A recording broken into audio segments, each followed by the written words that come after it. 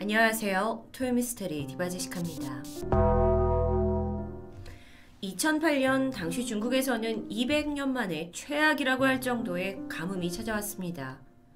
중국의 수많은 곡창지대뿐만 아니라 호수가 말라서 밑바닥을 처참하게 드러낼 정도였죠. 그런데 이런 위기 속에서 미스테리한 이슈로 떠오른 아주 유명한 호수가 있습니다. 그곳은 바로 중국 중남부 장시성 주장시에 위치한 중국의 10대 호수로 불리고 있는 포양호 또는 파양호입니다. 여기가 평균 수심이 10에서 15m대로 비교적 낮은 곳인데요. 면적이 축구장 470배에 달할 만큼 규모는 상당하죠. 그런데 가뭄으로 인해서 호수에 물이 줄어갔고 곧이어 바닥을 드러냈는데 왜 사람들이 놀랐느냐? 아무것도 없었기 때문입니다. 도대체 왜 이게 미스테리했던 걸까요? 이야기의 시작은 2차 대전 때로 거슬러 올라갑니다. 종전 직전이었던 1945년 4월 16일, 굉장히 화창한 날이었는데 일본군의 화물선인 고베나루호가 200여 명의 사병과 또 중국으로부터 약탈한 대량의 골동품, 서화, 금은보화를 이 포양호에 싣고 운항 중이었죠. 호수는 양쯔강과 연결이 되어 있습니다. 그래서 내륙에서 동쪽 해상으로 나가는 유일한 수상 통로였어요. 그렇기 때문에 고베나루호 외에도 수많은 배가 동쪽으로 가기 위해서는 이 호수를 건너야만 했는데요. 그렇게 순조롭게 항해를 하던 고베나루호는 호수의 머릿부분이라고 할 수 있는 노야무 수역을 지나던 중 갑작스럽게 수면에서 사라져버렸습니다. 일본 정부가 처음 이 사건을 전해 듣고는 이 주변에 워낙 일본과 중국 간의 치열한 전투가 자주 일어났던 곳이기 때문에 중국군이 게릴라 공격을 해서 침몰당한 거라고 추정했습니다. 그런데 사실 상황을 좀 더 살펴보면요. 고베마루호가 사라졌을 때 당시 이 포양호 인근은 사실상 일본군이 완전히 장악하고 있어서 중국 쪽의 접근은 어려운 상태였다고 하는데요. 게다가 공격을 받았다라는 소식이 전혀 없었죠.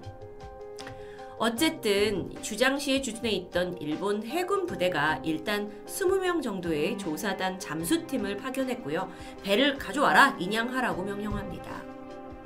얼마 후 야마시타 대령과 나머지 대원들이 도착을 했고 책임감을 가지고 호수에 입수하게 되는데요. 한참의 시간이 흘렀습니다.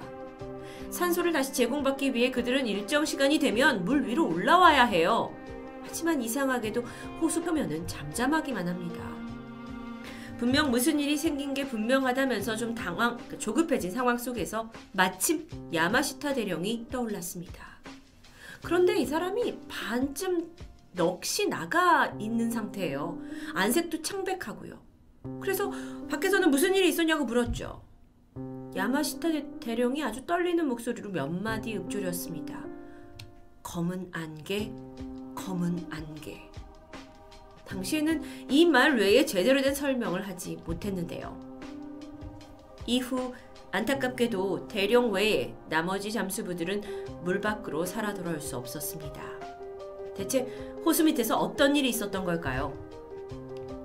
유일한 생존자인 야마시타 대령이 이후에 입을 다물게 돼요. 그래서 일본군은 사고 원인을 파악하려고 결국 이 포양호를 잘 알고 있는 지역 주민들을 찾아가게 되죠. 그런데 그들의 반응이 대부분 손을 저으면서 이야기를 하고 싶지 않아 했고요. 한간에는 악마의 호수다라는 이야기도 들려왔습니다. 그러던 중 한 주민으로부터 오래전부터 존재했던 전설 같은 걸 듣게 되는데 약 2000년 전에 하늘에서 이상한 불빛이 내려와서 거대한 폭발을 일으켰고 그 이후 호수를 지나는 배들이 검은 안개에 휩싸이면서 감쪽같이 사라지는 일들이 계속 있었다는 것이죠. 그래서 마을 사람들이 호수에 접근하는 것조차 꺼렸다고 합니다. 근데 일본군으로선 이게 쉽게 믿을 수 있는 이야기가 절대 아니거든요. 하지만 시간은 그렇게 흐른 채 일본은 왜 고베마루호가 침몰했는지 밝혀내지 못한 채 인양을 포기하고 돌아갑니다. 이 일은 한때 중국 민국일보와 미국의 샌프란시스코 트리뷴에서 사건을 보도한 기록이 남아 있습니다. 배 안에는 진귀한 중국의 고대 물품들이 고스란히 들어있었겠죠. 그러니까 일본 정부가 이걸 그냥 쉽사리 포기하기는 어려운 상황입니다. 결국 1년이 지난 1946년 여름에 미국의 저명한 잠수 인양 전문가 에드워드 볼튼 박사가 일본 정부의 요청을 받아서 고베마루호 인양을 위해 호수를 찾게 됩니다. 그리고 거액의 자금을 들여서 수개월간 호수를 수색한 결과 아무런 수확도 없이 돌아가요. 오히려 이 기간 동안 여러 명의 잠수대원이 실종되기도 했죠. 결국 볼튼 박사는 조심스러운 태도를 보이면서 조사 결과에 대해서는 침묵으로 일관했습니다. 일본 입장으로서는 아주 답답한 노릇이죠. 돈은 돈대로 다 들었으니까요. 그리고 그로부터 40년 후에 볼튼 박사가 그 당시의 회의록을 UN 환경부에 발표하게 되면서 최초로 고베마루 수색 작업에 대한 일부 진상이 밝혀졌습니다. 다음은 회의록의 일부 내용인데요. 물밑에서 수색 작업이 한창이던 그때 갑자기 훅 하는 소리와 함께 눈이 부실 만큼의 한 줄기 흰 빛이 우리 쪽으로 비춰졌다. 잠시 후 우리는 호수가 격렬하게 흔들리는 것처럼 느껴졌고 동시에 귀를 찌를 듯한 굉음이 들려왔다. 정신을 차리기도 전에 커다란 힘이 강하게 끌어당기면서 소용돌이 속으로 들어갔는데 나는 머리가 아찔해지고 눈앞이 캄캄해지면서 차츰 정신을 잃어갔다. 그런데 돌연 허리에 묵직한 것이 크게 부딪히는 느낌이 들었다. 그 아픔에 잠깐 정신이 들었고 암초였다. 나는 그걸 꼭 부여잡고 있었다. 그리고 이때 아주 한 갈래 긴 백색 빛이 어두운 호수 밑에서 출렁이면서 이동하는 것을 봤다. 안타깝게도 몇몇 동료들은 그 빛에 휘감겨 버렸고 빛과 함께 출렁이며 소용돌이 속으로 이끌려 사라졌다. 그는 기록에서 쉽게 믿을 수 없는 기이한 경험과 함께 실종된 대원들에 대해서 언급했는데요. 추후 시신이라도 찾을 생각으로 호수를 수색했지만 단 한 구의 시신도 발견되지 않았다고 밝혔습니다. 그런데 침몰된 배는 고베마루호만이 아니었습니다.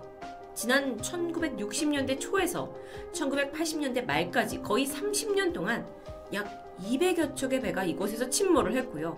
1,600여 명이 실종되었죠. 이런 기록은 전 세계 선박 침몰 사상 아주 드문 숫자라고 하는데요.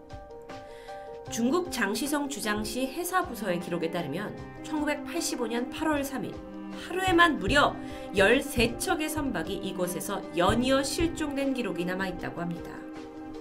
그나마 30여 명이 살아 돌아왔어요. 하지만 그들은 어떤 일을 겪었는지 그 어느 누구도 제대로 설명을 하지 못했고 일부는 정신 이상까지 보였죠.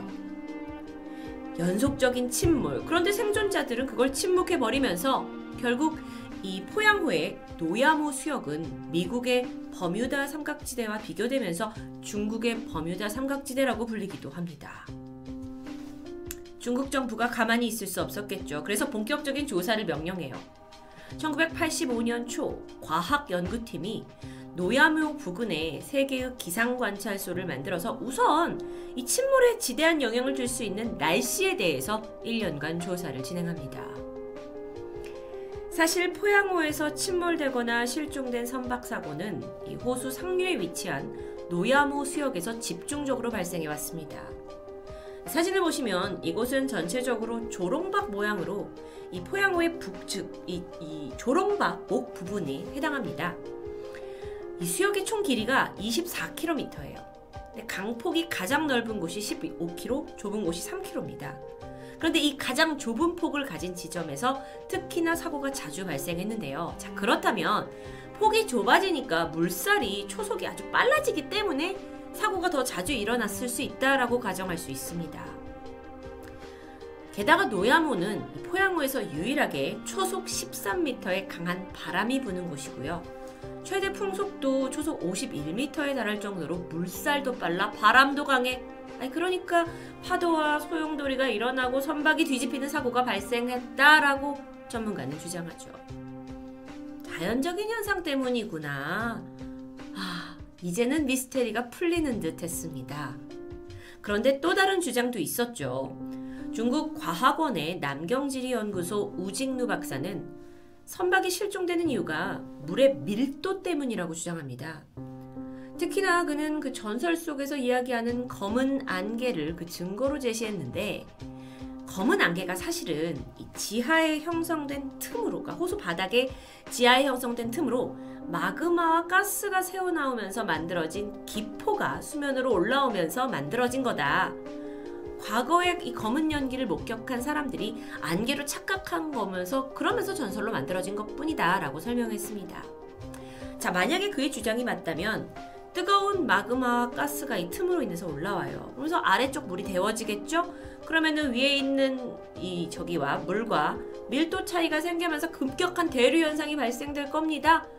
박사는 이 강한 대류의 기운으로 수면 위를 지나던 선박이 침몰하게 된다고 주장했습니다. 지구과학 시간에나 들을 좀 어려운 이야기였는데요. 아, 그래요. 좋아요. 이곳이 다른 곳보다 이 물 안의 사정이 불안정한 곳이라서 침몰이 자주 일어난다고 칩니다. 근데 문제는 왜 실종된 잔해가 전혀 발견되지 않냐는 겁니다. 이게 여전히 풀리지 않는 질문입니다. 지금껏 수많은 그 몇백 개의 침몰 사고가 있었다고 했지만 포양호에서 발견된 잔해는 단 한 건도 없었다고 전해지는데요.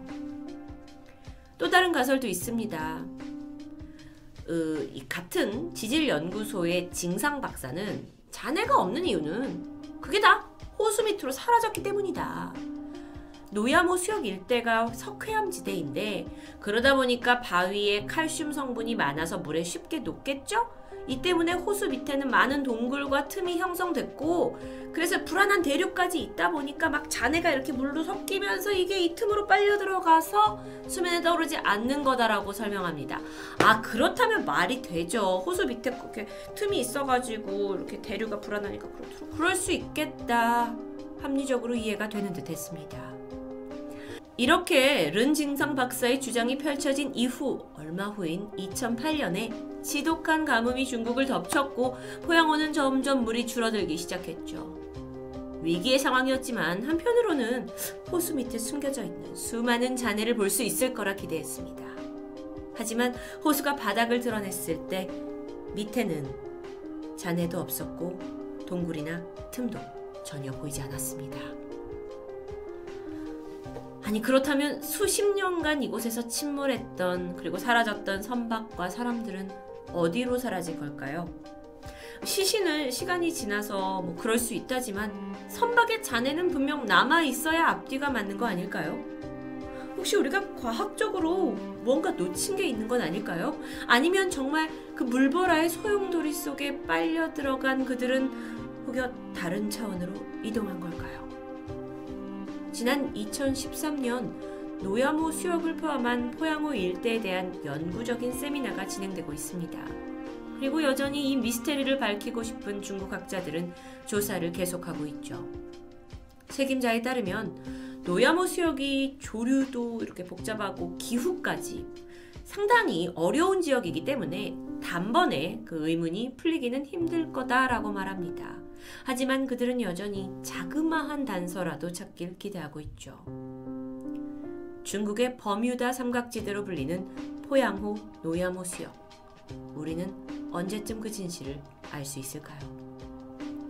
지금까지 토요미스테리 디바제시카였습니다.